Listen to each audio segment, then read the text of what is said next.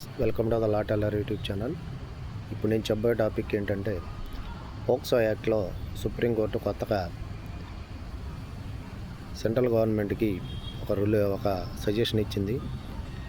Romeo Juliet ఎగ్జామ్షన్ను POCSO యాక్ట్లో enter చేయమని supreme court న్యాయశాఖకు ఆదేశాలు జారీ చేసింది. పోక్సో చట్టం ఈ రోమియో జూలియట్ యొక్క సెక్షన్ అంటే ఏంటంటే, పోక్సో యాక్టు మైనర్ పిల్లల్ని మేజర్ వ్యక్తి అపహరణ ఏదన్నా అఘాయిత్యానికి పాల్పడితే మైనర్ పిల్లలపై పోక్సో చట్టం అనేది వర్తిస్తుంది.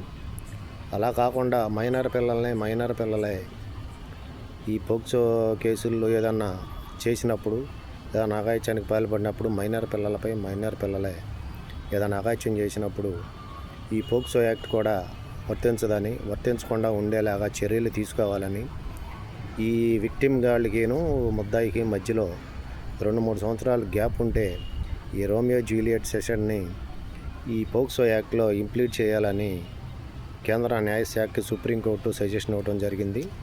ఇది అనేది సుప్రీంకోర్టు ఒక కేసులో ఈ జడ్జిమెంటు ఇస్తూ ఈ యొక్క సజెషన్ ఇవ్వడం జరిగింది.